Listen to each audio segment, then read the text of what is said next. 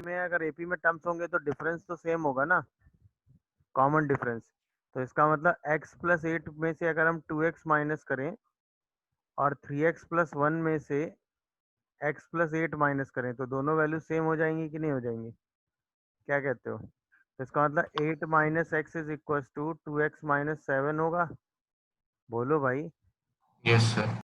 क्या ये बात सबको समझ में आ रही है? देख लीजिए, इसका मतलब 3x इज इक्वल टू 15 होगा, तो x की वैल्यू कितनी आ जाएगी? 5। आंसर खत्म। बस इतना सा काम इस क्वेश्चन में करना था। डन।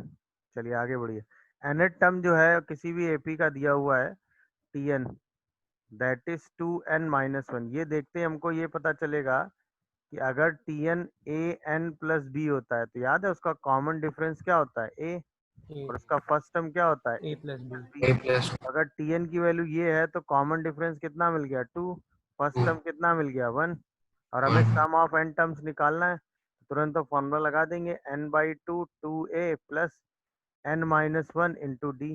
2 कॉमन करके हटा देंगे, n 1 प्लस n माइनस 1, तुरंत सम क्या आ जाएगा? n square. क्या ये बात सबको समझ में आ रही है? Yes sir. बोलो भाई, क्या ये बात सबको समझ में आ रही है? चलिए आगे बढ़िए, नेक्स्ट आइए, क्वेश्चन नंबर 14 की बात करते हैं। The number of terms of this series. अब देखिए इस सीरीज में ये तो हमको पता चल गया कि एपी है। इसका फर्स्ट टर्म कितना मिला? 101। लास्ट टर्म कितना मिला? 47। और जीपी का कॉमन डिफरेंस कितना चल रहा है भाई? -2। क्या ये बात समझ में? अब जो नंबर ऑफ टर्म्स आएंगे वो क्या आएंगे? 47 minus 101 divided by -2 plus -2। 1। Yes sir. बोलिए भाई, क्या ये बात सबको समझ में आ रही है? यस 101 से 47 माइनस करेंगे कितना बचेगा? सर -54। तो 54/2 प्लस 1, तो यानी कि 28 टर्म्स आ 28। जाएंगे। Yes sir. Yes sir. वही टीएन वाला ही रिजल्ट है बेसिकली, बट डायरेक्ट यूज करेंगे तो टीएन का फॉर्मूला क्यों लगाएंगे? हम सीधा नंबर ऑफ टर्म्स नहीं लगाएंगे अब। क्या ये बात समझ में आ रही है? तो जो चीजें हमने जैसे पढ़ ली हैं उनको जैसे सिंप्लीफाई कर लिया, उनको जल्दी से यूज करने की आदत भी तो डालोगे। अब यहाँ पे आओ, इसमें nth टर्म आपसे पूछा गया है, n टर्म्स का सम दिया हुआ है 2n स्क्वायर प्लस 5n। याद है आपने पढ़ा है, अगर n टर्म्स की value an square plus bn होती है तो सीरीज एपी होती है ना, जिसका कॉमन डिफरेंस कितना होता है? 2a। 2 और फर्स्ट टर्म कितना होता है? a plus B. ए तो प्लस इसका बी। मतलब यहाँ पर भी सीरीज एपी होगी जिसका कॉमन डिफरेंस कितना होगा? 4। और 4 फर्स्ट टर्म कितना होगा? 2 प्लस 5 मतलब 7। 7 अब हमें टीएन निकालना है, टीएन मतलब a plus n minus 1 into D. तो तुरंत टीएन कितना आ गया? 4n plus 3। नहीं समझे बात को भाई? बात आई? ये तो आपने पढ़ा है ना कि अगर एस एन ये हो तो सीक्वेंस एपी होती है with common difference in first term. बस वही लगा दिया। अब इसमें हम एस एन माइनस 1 करेंगे तो टाइम फालतू वेस्ट हो जाएगा ना हमारा। बोलिए भाई, क्या यहाँ तक चीजें समझ में आ रही हैं क्या हो रहा है और क्यों हो रहा है? Yes sir. चलिए आगे बढ़िए। कह रहा है कि the number of terms of an AP is 3 7 15 taken, sum 406 है, तो नंबर ऑफ टर्म्स आपको बताने। तो हमें मान लेते हैं let N number of terms है।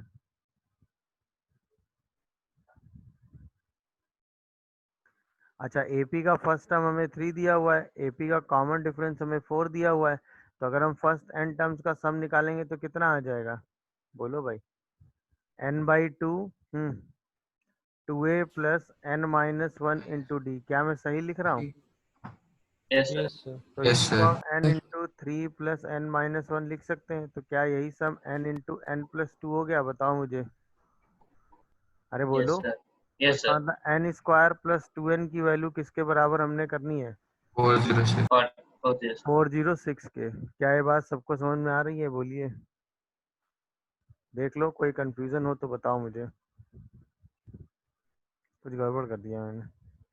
यहाँ पे 2n माइनस 2 आ जाएगा। Yes sir. सही है ना ये? यस तो यहाँ से ये आ जाएगा 2n प्लस 1 इंटू n। अब सही लग रहा? बोलो भाई। तो यहाँ से आएगा 2n square plus n equal to 406। अब सही लग रहा है कि नहीं? बोलो, कैलकुलेशन अब ठीक है ना? Yes sir. अब एक क्वाड्रेटिक आ गई 2n square plus n minus 406 equal to 0। इसी को हमें क्या करना था, फैक्टराइज कर लेना था। तो इसी 406 को अगर आप देखो तो क्या लिख सकते हो, 2 × 203 क्या, और फिर 203 को ब्रेक करोगे तो क्या लिख सकते हो, बताओ जल्दी से, बोलो भाई। Sir 12 into 29 sir 29 29 into 7 sir. 7 7, yes sir इसको हम ब्रेक कर देते हैं, plus 29n minus 28 minus 406 equal to 0। क्या है, सही लिख रहा हूँ मैं, ये बताओ। सर 28n हाँ n सही लिखा है ना ये, सर बोलो यार, ये सही लिखा है ना break. Yes Yes sir. Sir यहाँ से अगर हम n कॉमन करेंगे तो अंदर क्या बचेगा, 2n प्लस 29 क्या, और यहाँ से अगर हम कॉमन करेंगे क्या, माइनस 14, 14 तो 2n प्लस 29 बचेगा। यस इसका मतलब n माइनस 14 एक फैक्टर आएगा, और एक फैक्टर आएगा 2n प्लस 29। तो n सिर्फ क्या हो सकता है, 14। 14 देख लीजिए, कोई कंफ्यूजन आ रहा हो तो बताइए।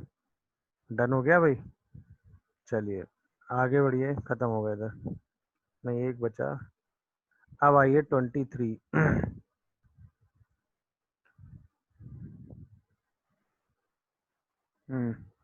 लास्ट डाउट आइए 23 में।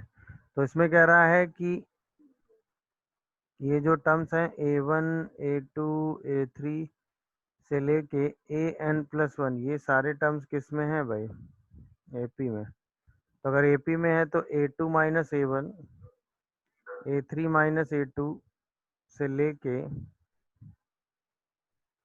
an minus sorry an plus 1 minus an, ये सब कांस्टेंट d के बराबर होगा। बोलिए भाई, जहाँ पर इसको हम क्या कह देते हैं, कॉमन डिफरेंस। अब आओ, हमें जो प्रूफ चाहिए वैल्यू वो है 1/a1 a2, 1/a2 a3 से लेके 1/an प्लस 1। तो हम इसमें क्या करते हैं, d से ऊपर नीचे मल्टीप्लाई कर लेते हैं। तो ये आ जाएगा d/a1 a2, d/a2 a3 से लेके d/an प्लस 1। अच्छा, इस d को हम ये भी लिख सकते हैं, ये भी लिख सकते हैं, ये भी लिख सकते हैं। तो जहाँ जैसी रिक्वायरमेंट है वैसा लिखते चले जाओ। तो यहाँ पे a1 a2 चाहिए तो a2 माइनस a1 लिख दो। क्या है, मेरी बात समझ पा रहे हो। यहाँ पे a3 माइनस a2 लिख दो, d की तो सारी वैल्यू सेम ही है ना। और यहाँ पर क्या लिख दो बताओ, an प्लस 1 माइनस an लिख दो। क्या ये बात सब लोग समझ रहे हैं।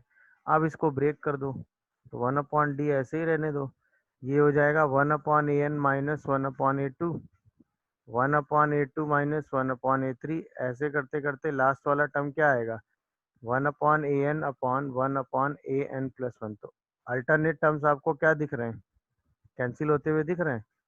अब ये बचा 1/d in bracket 1/a1 minus 1/an plus 1।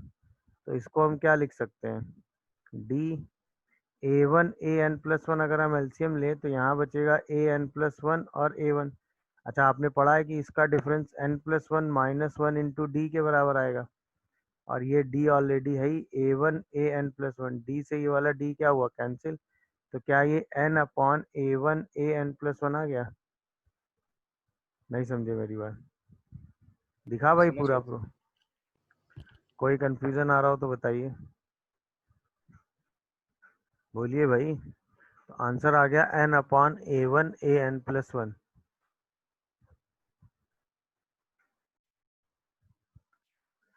देखिए, पहला तो ये है कि first term of this negative, मतलब निगेटिव फर्स्ट टर्म आपको बताना है कि पहला टर्म इस सीक्वेंस में कौन सा निगेटिव होगा। तो मान लेते हैं nth टर्म निगेटिव है ना, यही तो करते थे। Yes sir. अच्छा, अगर ये पहला निगेटिव टर्म है तो इसका मतलब इसकी वैल्यू क्या होगी, लेस देन 0 होगी। Yes, क्या sir. बोलते हो? अच्छा, अब अगर मैं टीएन निकालना चाहूँ तो ए की वैल्यू तो 2000 है हमारे पास, और डी कितना है, -5 है ना। Right. तो अगर मैं टीएन निकालूं तो क्या लिखूंगा, 2000 प्लस n-1 इंटू -5। बोलो भाई, तो ये क्या 2005 माइनस 5n हो जाएगा? बोलो भाई। अब जो टीएन है वो लेस देन 0 है, तो इसका मतलब 2005 माइनस 5n लेस देन 0 होगा, यानी जो 5n होगा वो ग्रेटर देन 2005 होगा, यानी n जो है वो ग्रेटर देन 401 होगा। अब 401 से ग्रेटर पहला n क्या मिलेगा हमें, 402, 402. यानी फर्स्ट नेगेटिव टर्म क्या होगा? बोलो, 402. 402th टर्म, 402th टर्म पहली बार क्या होगा, नेगेटिव होगा। खत्म हो गया क्वेश्चन। दिखा कि नहीं, सिंपल सोल्यूशन था। फर्स्ट नेगेटिव टर्म निकालना था, बस टीएन को लेस देन 0 करके सिंपलीफाई कर दिया। क्या ये बात सबको समझ में आ रही है, बताओ? Yes, Yes, sir. sir. Yeah. चलिए अगला आइए, जरा ये वाला देखते हैं। इसमें कह रहा है कि एक एपी दी हुई है जिसका पहला टर्म ए है और सम ऑफ फर्स्ट पी टर्म्स, यानी एस ऑफ पी जो है वो 0 दिया हुआ है। ठीक है, तो एस ऑफ पी का मतलब क्या हो गया कि p by 2 a plus p-1 into D, इसकी वैल्यू 0 दी हुई है। तो यहाँ से हम कह सकते हैं कि 2a plus p-1 into D 0 आ जाएगा। अब किसी भी क्वेश्चन में अगर हमें डी की जरूरत पड़ेगी तो हम इसको 2a अपॉन 1 माइनस पी लिख के काम चला लेंगे। क्या ये बात सबको समझ में आ रही है, बताओ मुझे? Yes, sir. अच्छा, अब कह रहा है कि फर्स्ट पी टर्म्स, उसके बाद जो नेक्स्ट के क्यू टर्म्स हैं, नेक्स्ट के क्यू टर्म्स आ रहे हैं, आगे के नेक्स्ट के क्यू टर्म्स, मतलब पी के बाद के जो टर्म्स हैं उनका सम आपको निकालना है। यही तो क्वेश्चन कह रहा है, बोलो भाई। अच्छा, Yes. ये वाला सम आपको कितना दिया हुआ है, 0, और ये सम हमें फाइंड करना है। मान लेते हैं ये एस है, तो अब मुझे बताओ एसपी में अगर आप एस ऐड करो तो क्या वो एस पी प्लस क्यू आ जाएगा? बताओ, Yes, sir. Yes. इसमें तो Yes, कोई sir. डाउट नहीं होगा ना आपको? भाई total P plus Q terms हो जाएंगे ये, बोलो। तो इनका सम एसपी और एस के सम के बराबर होगा। अच्छा, एसपी कितना दिया हुआ है, 0, तो ये जो एस होगा वो एस पी प्लस क्यू के बराबर होगा। अब इसका सम तो हम आग मूंद के निकाल ही लेंगे, P plus Q by 2 a plus, आगे क्या लिखोगे, p plus Q -1 into D, और डी की वैल्यू आपने कितनी लिख रखी है, -2a अपॉन p-1। क्या ये बात सबको समझ में आ रही है, हाँ या ना में जवाब दो। अब इसी को थोड़ा सा स्मार्टली सॉल्व कर दो, तो p plus Q by 2 a plus p-1 into -2a upon p-1, और -q 2a अपॉन p-1। तो यहाँ से p-1 से ये कैंसिल और ये पूरे से ये कैंसिल, जैसे एलसीएम लेंगे तो -q p plus q into a upon p-1 answer आ जाएगा। क्या यही आंसर दिया है? Yes, sir. दिखा कि नहीं भाई, क्या कैलकुलेशन किया और क्यों? बोलिए भाई, जिनका डाउट था उनको क्लियर हुआ? ये वाली कहानी क्लियर हुई कि नहीं हुई? नेक्स्ट क्यू टर्म वाली, पी टर्म्स स्टार्टिंग से, उसके बाद आगे आने वाले क्यू टर्म्स, तो टोटल ये कितने टर्म्स हो गए, P plus Q terms. Two. तो ये सम अगर एस पी 0 दिया हुआ है, इस सम को हम एस मान लेते हैं जो हमें निकालना है, तो ये पूरा सम एस पी प्लस एस हो जाएगा। बोलो भाई, गुड। Yes, sir. चलिए सर अब अगर सर बोलिए। अगर पी को सर पी 0 था, पी को नेग्लेक्ट कर दे तो sir Q by 2 a plus q-1 d से नहीं सॉल्व कर सकते? क्या कर ले बेटा, फिर से बोलो अपनी बात। सर जो पी टर्म्स का सम था वो 0 था सर, हाँ हाँ, तो सर हमने आया होगा। क्या कह रहा है कि सम ऑफ फर्स्ट 15 टर्म्स, मतलब जो पहले 15 टर्म्स हैं उनका सम कितना दिया हुआ है, 105। फिर इसके बाद आगे कह रहा है कि नेक्स्ट के जो 15 टर्म्स हैं यहाँ से लेके यहाँ तक के जो 15 टर्म्स हैं उनका सम कितना दिया हुआ है 780। 780 तो अगर मैं यहाँ से लेके यहाँ तक के टोटल टर्म्स बोलूँ तो कितने हो गए वो 30 30 टर्म्स, फर्स्ट 38 30 टर्म्स। तो yes जो sir फर्स्ट 30 टर्म्स हैं उसका सम कितना दे दिया गया है 780 प्लस 105 105 दैट 88 इज 885। 885 यानी हमारे पास दो इक्वेशन है, फर्स्ट 15 टर्म्स का सम हमें पता है और फर्स्ट 30 टर्म्स का सम हमें पता है। इसकी हेल्प से हमें ए और डी निकालना है। ये है क्वेश्चन की लैंग्वेज। क्या है लैंग्वेज, सबको क्लियर हुई? याद रखिएगा एसएन का मतलब होता है sum of first n terms.